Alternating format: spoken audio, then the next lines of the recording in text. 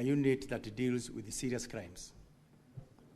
And in that unit, although he is going to give details on that one, in that unit, he has those who records the statements, those who are investigating on other bits of, every continuing investigations. So that's the reason why you find that once it has been confirmed, for example, by the CAK, has been confirmed by the EACC, then there is this team that moves immediately and effects, for example, the arrest. So that is basically the reason why you find that it is really not the same team that is seated at the DCI there that is doing all that, but it is one unit. So the information is passed to the other teams that are there.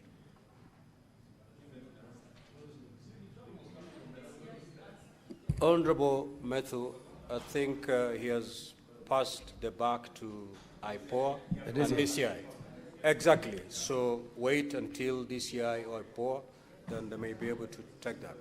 So, honorable senators, let us now have IPOA take the stand. Senator Haji, you will. We still have all the witnesses around, you will. Exactly. Proceed, Senator Haji.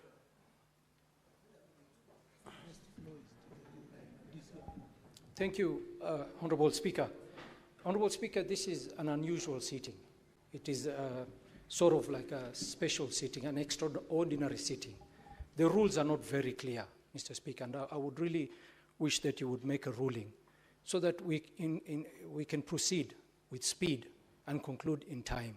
Mr. Speaker, if you allow everybody to ask a supplementary question, we will be here for a very long time. And we are not here, Mr. Speaker, as far as my understanding, to cross-examine the individuals that are here appearing here today. If we were informed that that is the case, then we would have been here very well prepared to cross-examine every answer that is submitted to this House. So, Mr. Speaker, and also not to forget that this matter has also been referred to the committee. I don't know what you expect the committee to do, what work to do, if we are going to handle everything here today. And we don't have the time. So, Mr. Speaker, I indulge that you make a ruling so that we can move with speed and give opportunities to the senators who have not spoken today to also ask questions to the individuals that are here. Thank you, Mr. Speaker. Now, honorable senators, I was very clear on the procedure to adopt going forward. And I said we're going to hear all the witnesses. Thereafter, I was going to allow senators to ask for clarifications or ask questions. We did the first round before we adjourned for lunch. When I came back, the way forward I had communicated was, before we take the second round of senators, we allowed the witnesses to respond to the questions or clarifications sought that were directed to them. Once we are done with that, we will take the second round of senators. Now, the problem is there are some questions that honorable senators have posed that have not found satisfactory answers. That those questions that honorable senators have posed, whom the IG has referred to IPOA. We are not here to cross-examine anybody. We are simply asking questions and clarifications from the witnesses that are here. So, honorable senators, I would urge us to do this. We step down the IG. A lot of his responses were actually shoved towards either IPOA or DCI. Allow the DCI. Allow the DCI because the IPOA will combine DCI and IG. So let us allow DCI to take the stand. Now, honorable senators, for us to make progress, let us minimize the interventions. Yeah, okay?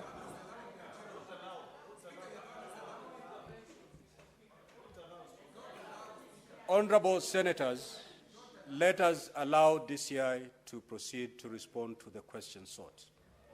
And as the DCI does that, please let us not have any interventions so that we make progress. Proceed, DCI. Yeah, thank you very much, Honorable Senator and Honorable Speaker. And I would like also to appreciate Honorable Speaker and the members for giving me this opportunity to respond to some of the issues raised on the floor, Honorable Speaker. Honorable Speaker, an Honorable Senator has actually appealed to my religious faith. And I would like to categorically confirm that I fully understand the religious implications of swearing by the Holy Quran. I cannot please a human being so as to displease my Creator. So mine is to reaffirm that whatever I've said before the Senate and whatever I'm going to say shall be the truth and the whole truth, Honorable Speaker. Honorable Speaker, some of the issues that I'll be addressing to have been raised. It is cross-cutting. So I may not be able to attribute the questions to a particular senator. I wish to confirm that it is true that just like any other citizen, the DIG KPS, Mr. Lagat, filed his complaint with the DCI in view of the very, very serious allegations touching on the integrity, both on the office and on the person of the DIG KPS. And with those very, very serious allegations, his only recourse, Honorable Speaker, was to report the matter to the DCI, which is the investigative agency of the National Police Service, so as to investigate those allegations to its logical conclusion. There was nothing extraordinary with that report. Honorable Speaker, we have in the past received and investigated similar complaints from senior government officials, senators, members of parliament, and the investigative process has always remained the same. We receive the report, we investigate with a view to identify the culprits, and we take appropriate action.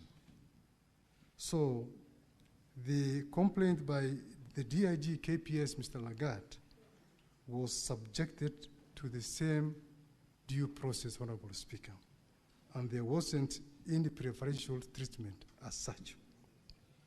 So I wish to confirm to this august House that throughout the subsistence of our investigations, the DIG KPS never interfered with the investigations whatsoever. Relating to the complaint letter and the statement, just like the IG has said, we are ready and willing to avail the same before this august House. The question on why the deceased, may his soul rest in peace, was transferred from Homa Bay to Nairobi. Honorable Speaker, the CPC Section 71, Cap 75, is very, very clear on the places of trial and jurisdictions. Ordinary places of trial for an offense is determined where the crime was committed. Our courts also do have jurisdictions, save for those courts that do have or enjoy inherent jurisdictions. For this particular matter, Your Honorable Speaker, the offense we believe was committed in Nairobi, but the arrest was done in Homa Bay County. And that's why the deceased had to be driven all the way from Homa Bay to Nairobi. You may also wish to note that offenses of cybercrime, Honorable Speaker, have a national jurisdiction, as there's no way of justifying the place it has been perpetrated. It is an offense that can be committed even when somebody is on a journey. So it has a national jurisdiction. Senator Kalwale alluded to the fact that we did not have a court order. And I would like to state very clearly, Honorable Speaker, that we do not require a court order to move a suspect from one police jurisdiction to another police jurisdiction. We don't require a court order. For this, for the deceased, he was booked at Mawega Police Station, that is Homa Bay, and booked out at 16:00 hours. And he was booked at Central Police Station 21:32 hours. There was an allegation that why we could not provide the CCTVs at the DCI offices in Mawega. I wish to confirm that we don't have a DCI offices in Mawega. It is a recently elevated police station from a police post, and we don't have the presence of a CCTV there. I further wish to confirm, Honorable Speaker, that the deceased was treated with utmost humility throughout the journey, all the way from Homa Bay to Nairobi by the arresting officers. Indeed, while at Narok, he asked for refreshments, and he was given some refreshments by the arresting officers. Like I said, Honorable Speaker, he was booked at Central Police Station at 21:32. At 21:24, the deceased was given an opportunity while at Central Police Station to talk to his wife. One Nefnin Apondi, on cell phone number 075808161, registered under one George Onyango, who apparently was the father.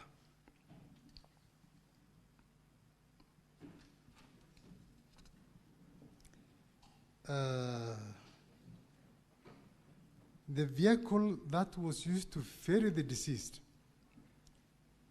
from Homa Bay County to Nairobi was a DCI vehicle, GKC519B Subaru Forester. And I can confirm, Honorable Speaker, without any fear of contradiction, that from Homa Bay, the suspect was driven straight to Central Police Station and nowhere else. And for this, we can technically confirm even the movement of the Subaru vehicle by using the GPS system. Some members were alluding to the fact that maybe the suspect was taken to DCI headquarters, and nothing can be far from the truth. From Homa Bay, he was taken straight to Central Police Station, where he was booked in the cells. And the actual booking, the digital booking, was done by the report office personnel. That vied OB 136-76-2025 at 21:32. And it says that the suspect was placed in cells while appearing normal. And that was captured digitally. So there's no room for human manipulation. It has further been confirmed that before the booking, the report office personnel called the OCS. And it's unfortunate, it's been said that Talam, Honorable Chair, Honorable Speaker, is the OCS and not the OSPD. That he declined to book the suspect. Talam is the officer commanding Central Police Station. And from the totality of things, he should be treated as a prime suspect in the matter.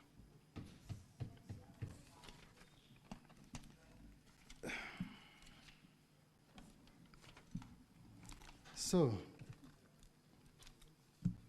a question was raised about the whereabouts of the DCI arresting officers.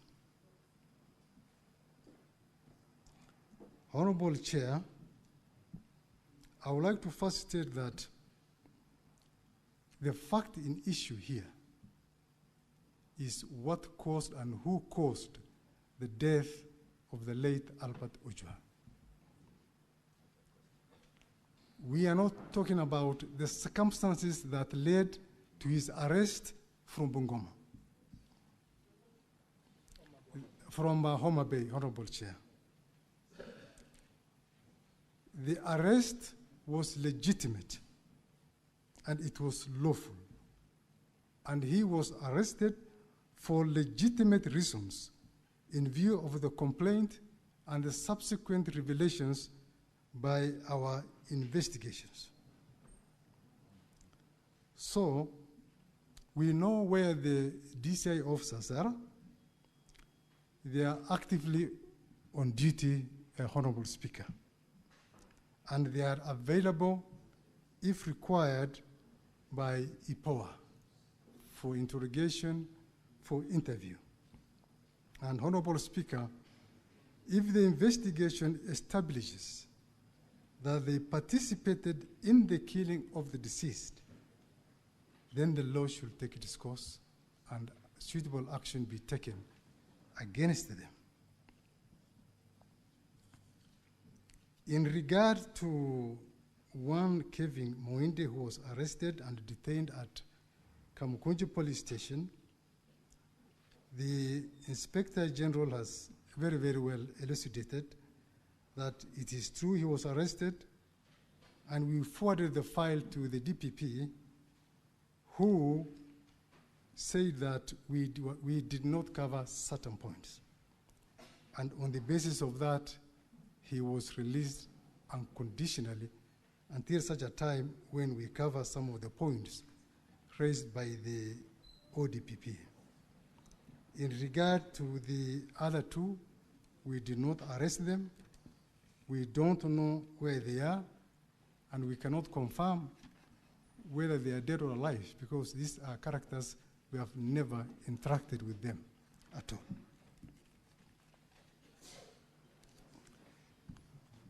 all. Honorable Speaker, it is true that the ESCC confirmed the same day that our officers were in Homa Bay. When we are conducting investigations, Honorable Speaker, we task this division of labor.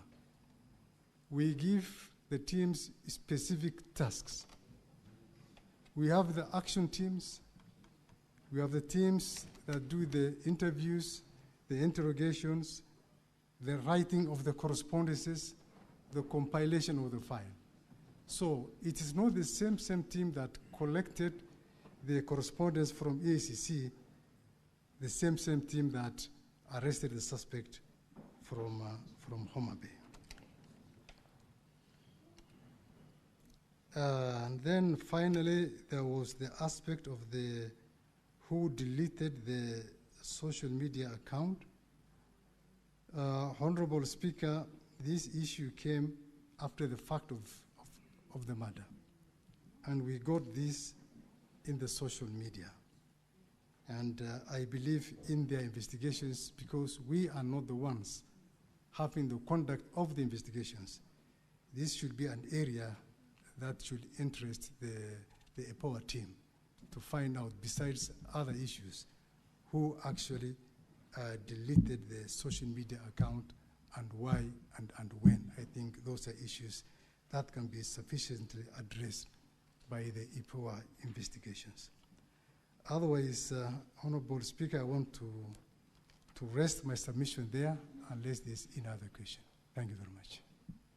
Thank you, IG. Just before you take your seat, when the question as to why the young man was arrested in Homa Bay, not charged in Homa Bay, but transferred all the way to Nairobi, was asked to the IG, his response was that the crime was committed in Nairobi.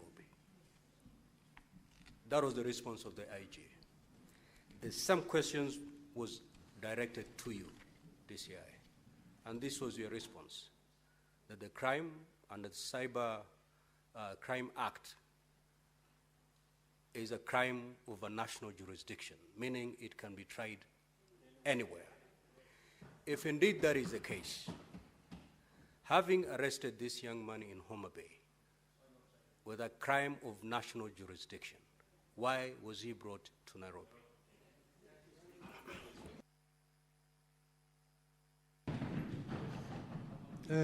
Thank you very much, Honorable Speaker. When we are making the decision to determine where to take a suspect, there are several variables that we consider. One is the logistics and the investigation convenience. If we say that we take him to a court in Homa Bay, and all majority of the witnesses are in Nairobi,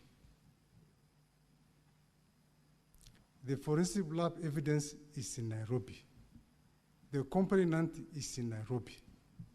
So because of that, and because of the logistic reasons, that's why sometimes we find it more convenient to have the suspect charged here in Nairobi instead of wasting a lot of resources going to Homa Bay. And that is provided for in our service standing orders, Honorable Speaker. Let's hear IPOA. You may take your seat, DCI.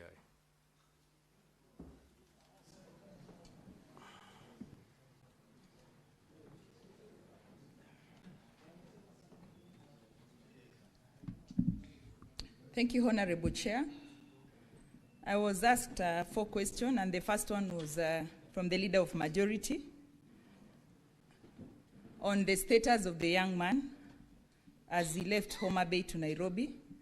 And Honorable Speaker, the documents that we have obtained from Central Police Station, which include the OB, indicate that he was booked in as of good health. We also have the statements from the 5 arresting officers, the DCI officers, who alleged that he spoke to the wife before he was booked in. And in regard to that, we have written to Safaricom to be able to obtain the call log to verify whether it's true he spoke to the wife at the same time. And also, once we have the family statements, which are meant to be taken tomorrow, the same indication will come out clearly. The other thing that would have shown his condition clearly, Chair, is the CCTV, which in our report we have indicated was tampered with. And from the forensic report, the forensic experts that we have at the authority, it's very clear that the CCTV was working, because the first thing the forensic expert and the investigating officer noted when they got into Central Police was that the power was not connected to the power cable of the CCTV was not connected to the socket. But on connecting it, the CCTV came back. But on trying to review the previous day's events, there was nothing. So it is very clear that the CCTV was tampered with, and we have referred the same to an expert to be able to retrieve the data. And on whether the retrieval will be successful will depend on if it was the hard disk that was removed, or was just it was just a rest. So we are waiting for that, Honorable Speaker. There was also a question on the police stations which have CCTV. On the judgment of one Judge Ogola, he gave recommendations to us and also to the IG on the importance of having CCTVs at the cells, and we are pursuing that. And there was also a recommendation from, I think, LSK on the same. So we are pursuing that, and we have also done inspections and written recommendations to the IG on that. And I want to commend the IG because during his interrogation for the job, he spoke of the importance of having officers having body cams as they do their work. This would also be an avenue where we would have seen what really transpired. So I believe these are some of the reviews and some of the reforms that we would want to see NPS taking up. The other question was on the officers who are interdicted, what we are doing about them as an authority. And I had indicated in my report that the 6 officers were to report today for statement writing at the authority headquarters. And during lunchtime, I've confirmed they have reported, and their statements were being taken. 8 of them, including the OCS, had already taken the statements. So of the 6, the authority saw 9 more, 11 more being persons of interest, who are officers who are also around in the Central Police Station, and they'll also be taken in for for statement writing. There was also a question on how long we think as an authority we can give the same case to ODPP for prosecution. Honorable Speaker, with deliberation with my team, our legal team and our investigators, if you're given less than 10 days, we'll be able to have all the reports ready, given that we have around 4 or 5 things that we need to conclude. And Honorable Chair, we had given, we had a bill in front of this House through JILAC, that is Honorable Sigei's committee, on powers to arrest and prosecute. There was a question on why the officers have not been arrested. So these are still powers that we are seeking as an authority, because if given these powers, we'll be able to arrest and also prosecute immediately we are done with our investigation. And Honorable Speaker, we are committed. As the CS said, nobody is above the law.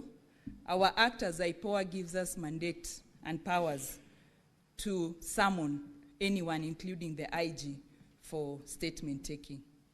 Thank you, Honorable Speaker. Let us hear from the National Police Service Commission. Let him say for the record. Thank you, Speaker. I don't think there was a question directed to the National Police Service Commission, but I just want to say two things. On the issue that has been alluded by the CS Interior and even the IG himself, we have had situations where the IG wants to do promotions, but officers have not undertaken the requisite career progression courses. And when the CS says there is more need to try and pool resources so that these trainings can be facilitated. And finally, that we are in discussions. It's the National Police Service Commissions which approves the curriculum, and therefore with all the other stakeholders, once it is developed, then it is the mandate of the Commission to approve that curriculum if there are new changes. Thank you. Thank you, Speaker. Thank you. Now, once Senator Sige, you have the floor, you will seek that and ask your question, because you are doing the second round of questions. Now, honorable senators, if you can be direct to the questions, we'll save a lot of time. I am persuaded to put a time within which to ask your question. So within a maximum of 3 minutes. A maximum of 3 minutes. If you want to make a speech, you'll need 5. But if you need to ask clarification, 3 should be enough. Senator Ali Roba.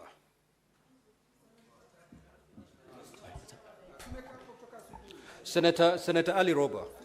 Thank you very much. Senator Ali Roba, just take your seat. I remember that Senator Nyutu had not concluded when we adjourned. So conclude. Thank you, Mr. Speaker. I'll take under 1 minute. I was stood down by the point of order by Majority Leader. And my last question actually was to IPOA. And I wanted to ask them how safe they are investigating people who have power to arrest and carry firearms. And Mr. Speaker, because I say this because Lawyer Willie Kimani was doing exactly what IPOA does, and he lost his life. So what is the security guarantee for IPOA? And DIG did not get my question, Mr. Speaker. He's saying that I claimed that investigation about this death has been speedy. I was talking about investigation about the claim made by DIG Lagat. It was speeded up. That is what I meant. And finally, to CS Murkomen, he said, he quoted 245. Why we are demanding that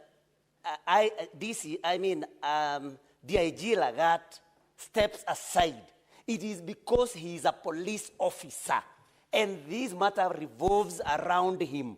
So you cannot liken this to a complaint that is made by a senator or somebody else. This is a police officer who can interfere and who can command even people, the officers that are investigating. So it needs to be made clear. Thank you, Mr. Speaker. Senator Crystal Asige. That's very brilliant. Thank you, Speaker. The clarification that I sought, which is not part of my 3 minutes, I hope, Speaker, was that the question was asked of whether Albert Ojwang was alone or with others in the cell. And the IG said that that would be answered by the DCI and or IPOA, and neither of them answered that question. So that was the clarification that I was seeking. And it was further highlighted by Senator Mandago, who said that there is a detainee witness statement that IPOA took that would probably shed light on whether he was alone or with others. That is the clarification. My first question, Speaker. Who issued, this is to DCI, who issued the orders for Albert to be driven from Homa Bay all the way to Nairobi? I would like to know who issued the particular instruction for that to happen and not to process him in Homa Bay. Next, the DIG personally, we have been informed, recorded a complaint. And who took down that complaint? I would like to know from the DCI as well. And who else recorded a statement in support of the allegations made by the DIG? That is also to DCI. Next is to the IG. I know that the IG speaker already has said that many of the questions will be answered or will be revealed once investigations are complete, but this one perhaps he can answer directly. This is to the IG. You said in your first media brief that the cause of death was that he hit his head on the wall, Albert. And you've just clarified that that was wrong information given to you by the primary report by an officer. Who was this officer who gave you this false information that you then issued in your first media briefing that misled the country as of the cause of death? That is what I want to know. And the reason I ask this is because if someone saw and alleged that he had repeatedly hit his head on the walls.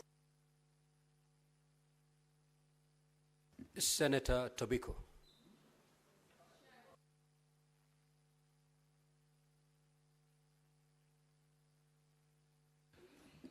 Okay, Senator Asige, don't worry, I'll take care of that. Just have your seat. Senator Tobiko. Thank you, Mr. Speaker. Mr. Speaker, I'll be very brief because a number of questions that I had have already been answered in the process. Mr. Speaker, because the DCI said the crime was perpetrated in Nairobi, that's why the suspect was brought to Nairobi. Yet cybercrime, social media, including X-Space, is not necessarily domiciled in Nairobi. It is still baffles, Mr. Speaker, why the suspect was brought to Nairobi. But now that that happened, and he seems to have paid for his crime through his life. What then, Mr. Speaker, will be the recourse for a murder of this young man who has been murdered by the police? What will then be, the recourse for the family and for Kenyans in general, Mr. Speaker? Because there seems to be a crime on top of another crime, Mr. Speaker. Mr. Speaker, I had also wanted, but the lady from IPOA has responded, I had wanted to know whether the interdicted officers have recorded their statements and what is the account of the account of the deceased since he was brought to the station. What was his situation when he was brought to the station? But she said those statements were being taken today in the afternoon. So maybe that we will get to know later on. Mr. Speaker, I wanted to know whether the officers at the station, that is the report office, the cell sentry, record at the OB, if they clearly stated the status or the health situation of the deceased before he was booked in. Mr. Speaker, it is also of interest to this House to know how many hours it took to pick Mr. Ojwang from his home to, what was the name of that police station? The first police station. Mawega. And then from Mawega to Nairobi. How many hours? Because that seems to have had so many hours in between, so that we know whether that is normal or whether there was a detour to some other place before he was finally booked into Nairobi. And then, Mr. Speaker, I also wanted to know the normal situation.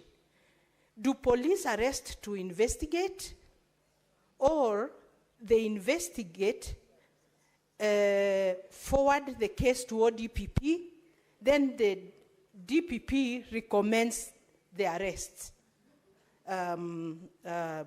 What is the normal situation, Mr. Speaker? Senator Muma. Senator Muma.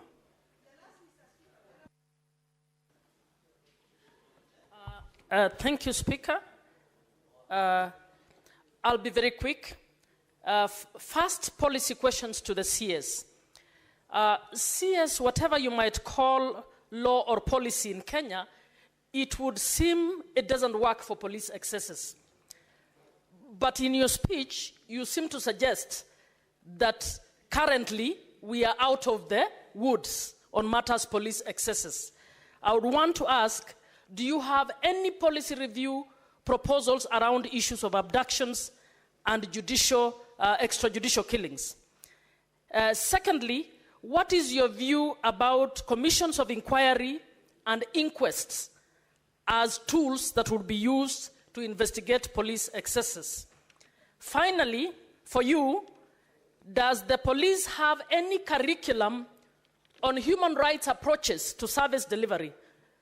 CS, that is different from human rights. Human rights approaches is about how you apply human rights in service delivery. For the IG, DCI, IPOA, severally and together, first, the offense of publication. Why did you not, or why do you not consider inviting the person you think has offended to come to the police station for you to ask them questions? Why do you need to deploy a whole vehicle, and you're complaining about resources, all the way to arrest one person? Secondly, IG, it will be good for you to confirm that what your communication director issued, I don't think it's reached even 2 minutes, please. What your communication director issued is actually, I want you to confirm again that it was a false statement that he issued. Thirdly, does IPOA have an independent forensic lab where you're going to carry your... Senator Kinyua. Asanti, Bwana Spika. Swali langu ni kwa DIG Kanja. Ninauliza ya kwamba kwa sababu walipomfikisha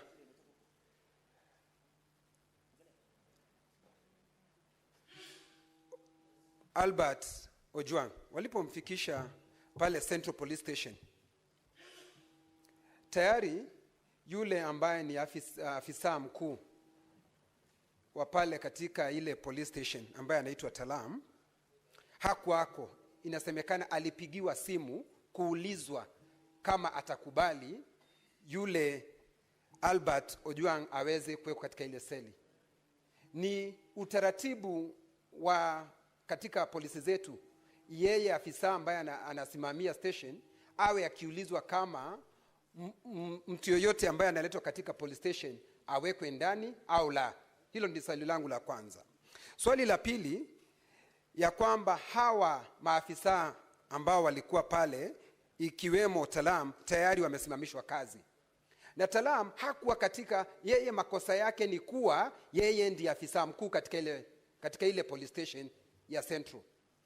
Tutafika mwisho wapi kuwasimamisha watu kazi, kwa sababu kulingana na mwendo huo afisa mkuu wa polisi wa Nairobi, kwa sababu ako na mamlaka, anapaswa kusimamishwa kazi. Siye huyo peke yake, afisa mkuu wa polisi katika Jamhuri ya Kenya anapaswa kusimamishwa kazi. Kabla tufike hapo,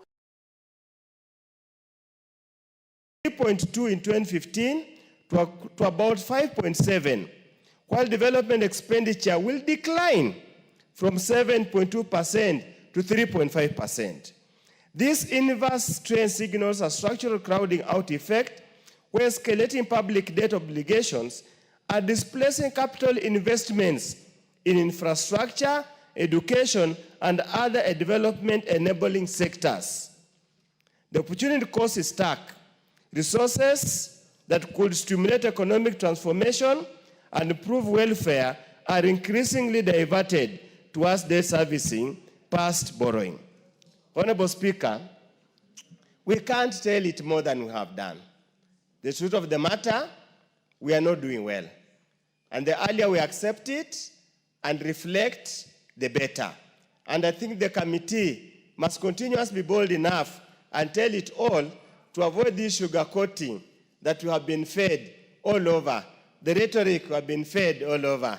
As I conclude, Honorable Speaker, the minority deputy whip is in government and he should stop lamenting and get the government working. Thank you, Honorable Speaker. The Honorable Aden Daud. Thank you, Madam Speaker. I rise also to support this report. I must confess that I'm a member of the committee that has prepared this report. Madam Speaker, a lot has been said about the report by the other speakers, but I want to highlight one thing. In our MTDS, our medium-term debt strategy, we have passed this House has passed a debt strategy mix of 75% domestic borrowing and 25% foreign borrowing. Madam Speaker, the problem with our budgets and problem with getting money from the consolidated fund is normally because of tax collections do not come at the time they are supposed to become. We always have a problem with our tax collection, and therefore we use domestic borrowing to do what we call to buttress our tax collections. It is the committee in its report is urging the National Treasury and the Central Bank to front load the borrowings, the domestic borrowing, so that our cash flow does not become a problem. A lot of ministries and departments have been used to what they call lack of cash flow or lack of exchequer from Treasury. The reason we are lacking exchequer is because our cash flows do not come at the time when ministries and departments are in need of that money. The second thing, Madam Speaker, is the issue of securitization. It is within this report that there is a new animal that the national government is using called securitization. That is borrowing upfront using revenues that are supposed to come. The example of securitization that this country has done so far, and I believe that without approval of Parliament, is the Kenya Roads Board securitization of the RMLF funds of 7 shillings that has been done to repay or to pay pending bills. This kind of borrowing, one, brings contingent liability. We borrow for 10 years, 15 years on monies that we think will come from our road maintenance levy fund. We are, as a country, going green. Our president is the chair of Climate Change, African Head of States Climate Change Forum. We are encouraging our vehicles to be electric or to be green. Yet we are borrowing on monies thinking that we will be using fossil fuel, 7 shillings per liter of fossil fuel. By borrowing, we are creating a debt. And that debt will be borne by the next generation. We are borrowing that money to repay pending bills. It is not for development. It is for pending bills. Therefore, I urge this House to be very aware of the issue of securitization. The Debt Committee will bring more reports on this issue, and the House should at least come up with a policy on how that intergenerational borrowing, we are borrowing now and loading it to the generations to come. Finally, Madam Speaker, the issue of single treasury account. We borrow money through domestic borrowing. All the MDAs are putting their money in banks. That very money from the public is being used by banks to buy bonds and pay interest on that. Because of that, this committee has recommended that we have a single treasury account. This is not the first time we are recommending. We have recommended it last year and the year before.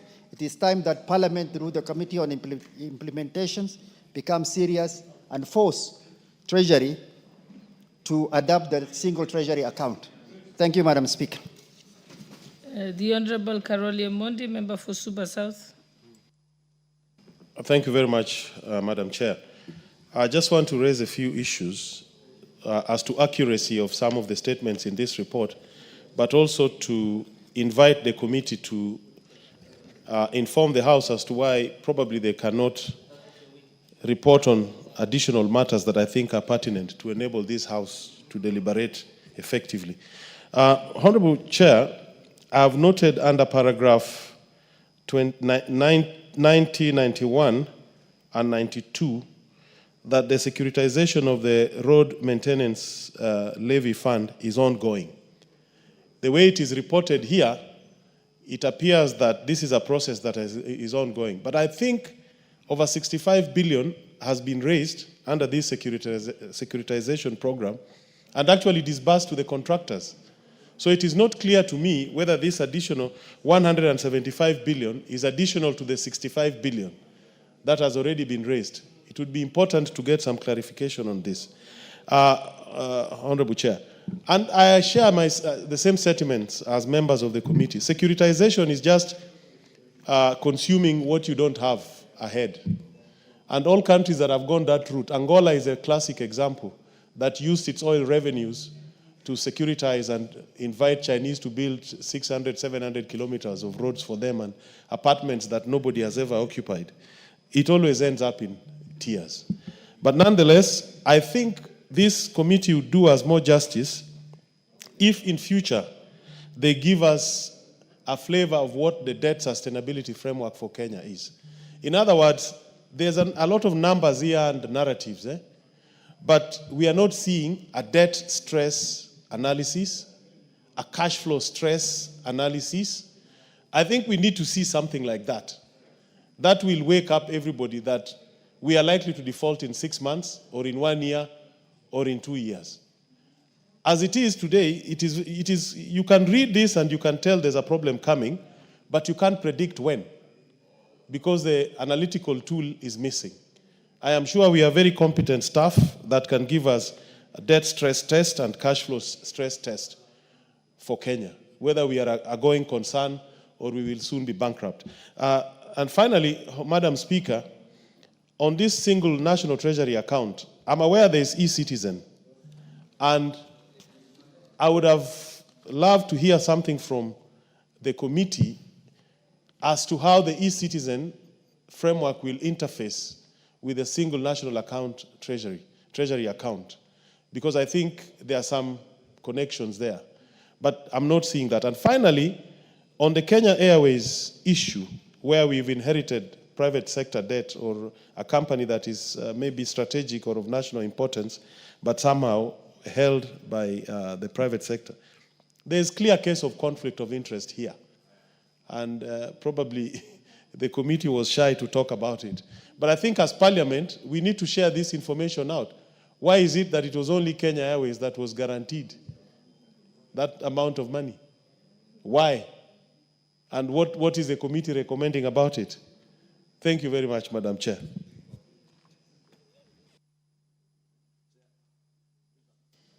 Yeah, the Majority Leader. Thank you, Honorable Speaker. And Honorable Speaker, I rise to support this motion.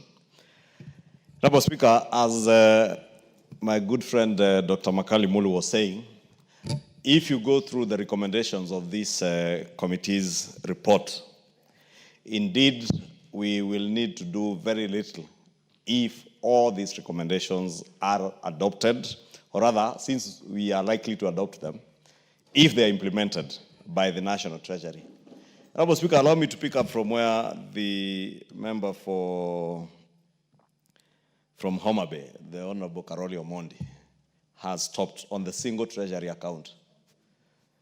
And I remember, Honorable Speaker, last year, during debate of this same report, we had this recommendation. And I think the danger is that we only put it as a recommendation with no timelines. And I was wishing, how I wish the committee had put specific timelines. But this also points to a problem also with the House Implementation Committee. Because once the House resolves, we cannot be doing things in vain here. And we purpose to have a committee of implementation, not to just hold meetings in rooms up here and wait for allowances, but to hold meetings and follow up on all House resolutions. And I don't think there's any other resolution that is as important as the resolutions we make on finance matters, and especially around the issue of debt. Because, Honorable Speaker, this single treasury account, and I remember about 6 or so years ago, saying in this House, there are bureaucrats in government who will never allow, at their own volition, the implementation of the single treasury account. Because they are minting hundreds of millions by holding money in bank accounts, getting kickbacks from commercial banks. And that is how it is, Honorable Speaker. And I have no fear of contradiction when I say that, because I know. I have been an auditor in this country. I have worked in the financial services sector. I know what happens. And therefore, Honorable Speaker, it is up to the implementation committee of this House to ensure that this particular recommendation on the single treasury account is actualized. And how I wish that even as we move, Honorable Chair, you would insert a small amendment to put a timeline on the implementation of this treasury single account. Give them probably 30 to 45 days. To Honorable Speaker, because like the society we are in, Honorable Speaker, we as a House and as a country, we all live in the same country. Last year, during the State of the Nation address, none other than President William Ruto pronounced himself right in this House and asked the National Treasury that by the first quarter of 2025, everybody must be on e-procurement. We must ask ourselves, are we now towards the tail end of the second quarter, are we on e-procurement in all sectors of government? Because, Honorable Speaker, if there is no follow-through to these pronouncements, if there is no action being taken by those who ought to be taking action, and that is none other than committees of this House that must ensure that whatever is pronounced in this House is implemented, Honorable Speaker, then we will go through the motions every year saying have a single treasury account. The president will pronounce himself on the question of e-procurement, but it will never be done because people are eating heavily from the manual procurement processes that exist, Honorable Speaker. And I've seen, Honorable Speaker, in some of these government parastatals, interestingly, you find a procurement process that is tailored or skewed in a way that it will only go to one contractor or one service provider. PPRA jots down an opinion and attempts to stop that procurement. 2-3 weeks later, the same agency, PPRA, gives a go-ahead for that procurement process. Then you wonder, why in the first place then do you seek to stop that procurement process? And all these things can only be brought to an end if we go to e-procurement, Honorable Speaker, and that is why we must support what the President pronounced himself on the question of e-procurement, because it has a bearing on our debt levels. The huge amounts of pending bills emanate from procurement processes that take forever. And people procure towards the end of the financial year, like now, incur expenditure, but you don't pay, and they are rolled over to July in the new financial year. They end up accumulating into pending bills, Honorable Speaker. And therefore, we must be the ones to assist the President. We must be the ones to assist, not the President, but the country, because ensuring the implementation of a single treasury account is helping Kenya. Implementation of e-procurement by the National Treasury is helping Kenya. And I hope the Cabinet Secretary and National Treasury and his Principal Secretary are listening. And if they are, because they are coming here tomorrow, I hope to hear in his statement tomorrow an update on where the National Treasury is on implementation of e-procurement across all sectors in government, Honorable Speaker, including the National Assembly and Parliament as an institution. Because, Honorable Speaker, you also chair the Parliamentary Service Commission, and it is also an arm of government. Honorable Speaker, moving on to some of the other recommendations on the opportunity cost that is arising from interest being waived, and especially for the case example that were given, or rather I have seen in the report of Kenya Airways, that government borrows money from T-bills at a rate of 9 or 10%, then you lend the same money to KQ at 3% or 5%. Why? Why can't Kenya Airways go and borrow from the market at 10%?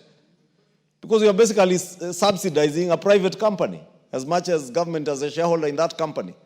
And therefore, we must be careful that if we are borrowing money to on-lend to another government agency or a government parastatal, then it must be lent to that parastatal at an equivalent interest or probably at a small premium.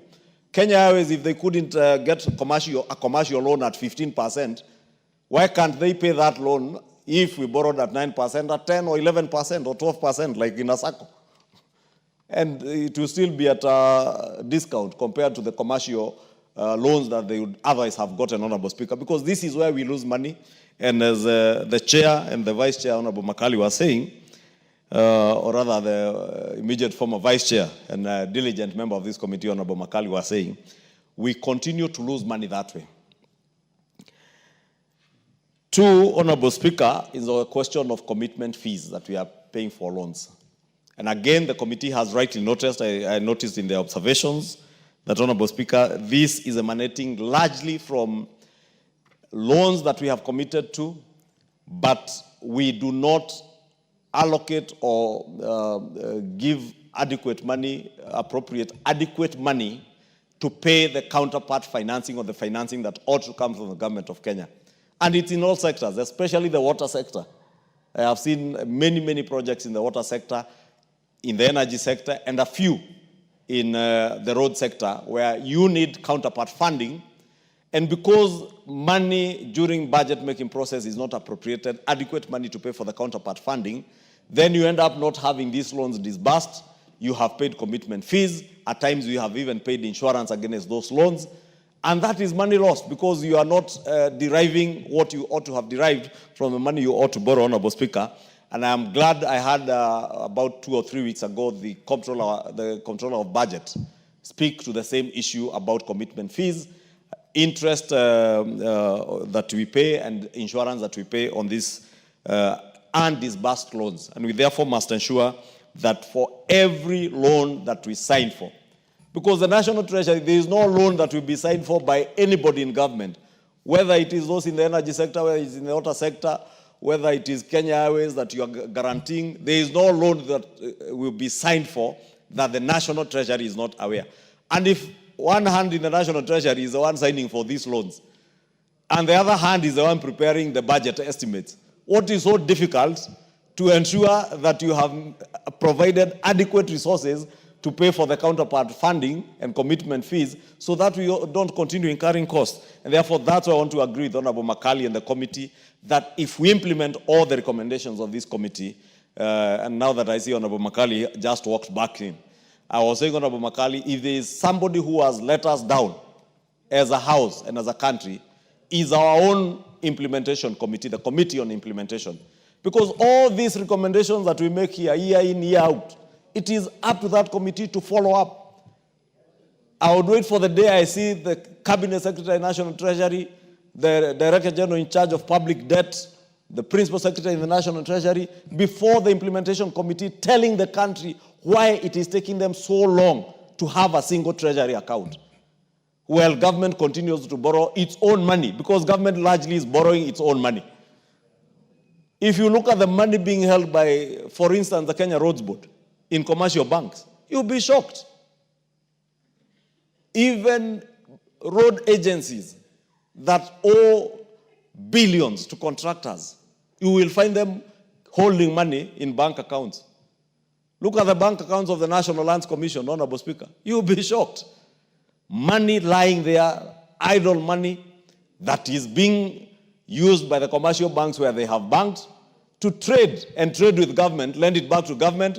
Government pays at an interest. And Honorable Speaker, if that is not insider trading, I don't know whether it's insider trading or whatever it is, Honorable Speaker.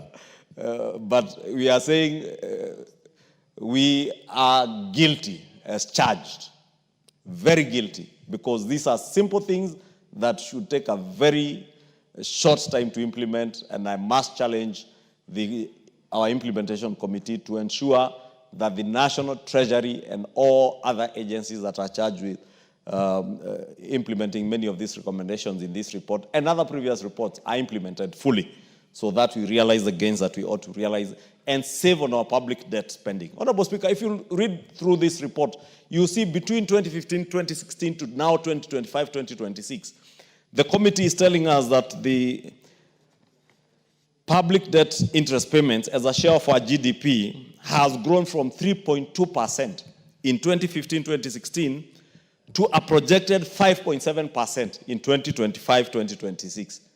Very huge leap, almost doubling, because is just 0.7% to be double what it was about 10 years ago, Honorable Speaker. Consequently, as that number goes up, the development expenditure has also been going down from a high of 7.2% in 2015-2016 to 3.5% in 2025-2026. A country that is spending 3.5% on development expenditure, Honorable Speaker, as a share of GDP, cannot grow at the rate that we want our country to grow. We must devote more money to development expenditure. And, Honorable Speaker, I noticed that as much as the committee speaks about other sources of financing, off-balance sheet sources of financing, Honorable Speaker, we must commend at least this administration. For the first time, a number of the huge infrastructure projects happening are happening from the fund, the housing fund, like the housing that is going on, that is helping to spur economic growth in the country. But you can imagine what would happen if we had that level of investment going in the construction of roads, construction of dams and water ponds across the country to ensure that people have adequate water, there is enough